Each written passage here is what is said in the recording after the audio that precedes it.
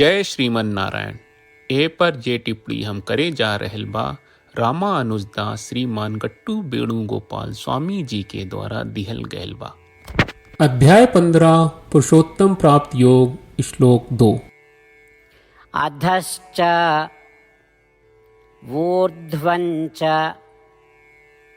प्रसृताः तस्य शाखाः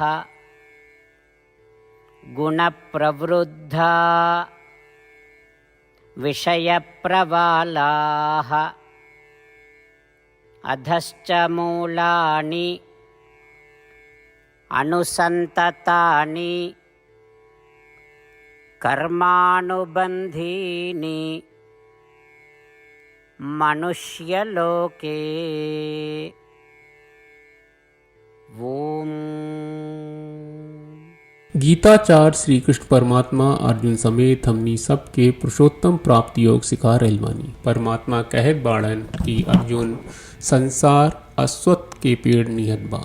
अश्वत्थ के पेड़ के डांड ऊपर नीचे फैलल होला और ई पेड़ के पोषण तीनों गुण सतगुण रजोगुण और तमोगुण से होला, जौन ध्वनि स्पर्श रूप स्वाद और गंध हमनी के इंद्रियन के बोध होला। ई सब इंद्रिय वस्तु हवे और ई इंद्रिय वस्तु ई अश्वत्थ के पेड़ के डांड हवे। पेड़ के जड़ कर्म के रूप में नीचे की ओर फैलल बा, जौन ई संसार के मूर्त आत्मा के जन्म मरण के बार बार चक्र से जोड़ सकेला। ई कह के श्री कृष्ण परमात्मा दिव्य जगत की तुलना अश्वत्थ के वृक्ष से कर रहल बाड़े। यही से हमनी के ई समझे के चाहिए कि अगर हमनी के जौन भी काम श्रीमन नारायण की सेवा में होके ता ई कर्म हमनी के ना बंधेला और हमनी के ई संसार के तोड़ के श्रीमन नारायण के प्राप्त कर सकनी जा। श्री कृष्ण परमात्मा के उपदेश के ध्यान करत हमनी के श्री कृष्ण परमात्मा आ श्रीमन नारायण के समर्पण करत और श्री कृष्ण परमात्मा के वचन के श्लोक के रूप में दोहरा के अपन जीवन सार्थक बनावे की कोशिश करी जा।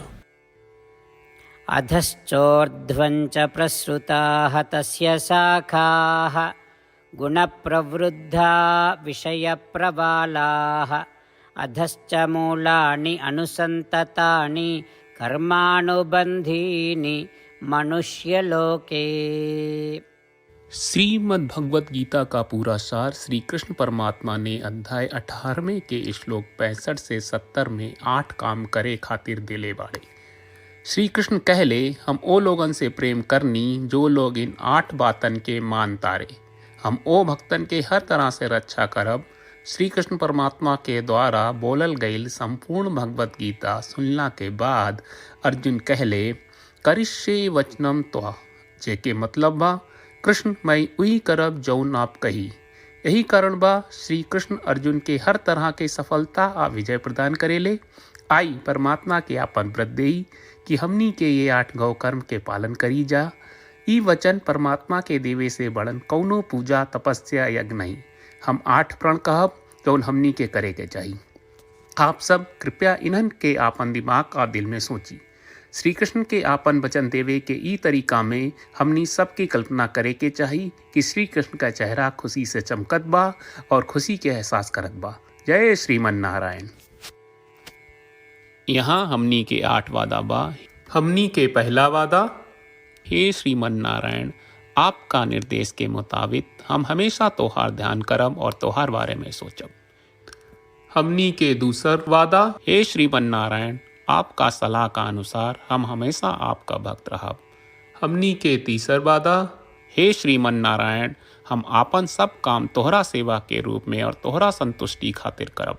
हमनी के चौथा वादा, हे श्रीमन नारायण जैस की आप माने के कहले रहलू, हमरा बहुत विश्वास बा कि हम आपके होई और हम हमेशा आपन दोनों हाथ जोड़ के आपके नमस्कार करब और आपकी पूजा करब।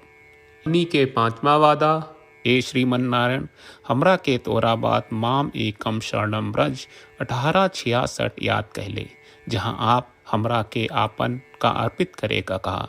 श्रीमन नारायण मैं हमेशा तोहरे शरण में रहब।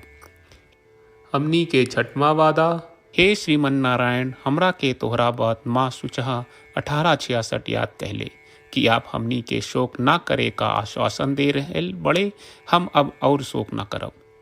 हमनी के 7वां वादा, हे श्रीमन्नारायण, आपने हमरा खातिर श्रीमद् भगवत गीता के वितरण करके हम सबके कृपा कहले और आशीर्वाद दहले बा। हम वादा करत बानी कि रोजाना कम से कम एक श्लोक पढ़ब या सुनब। हमनी के 8वां वादा। हे श्रीमन्नारायण, आप गीता के पूरा मानवता तक ले गयलू। हम गीता में आपके दिव्य वचन के उन भक्तन तक पहुँचावे के प्रयास करब जे गीता से अपरिचित बा। हे श्रीमन्नारायण, हम उई करब जौन तू करे का कहब। हम ऐसन व्यवहार करब जैसन आप चाहत बानी और हम खाली आपका खातिर काम करब।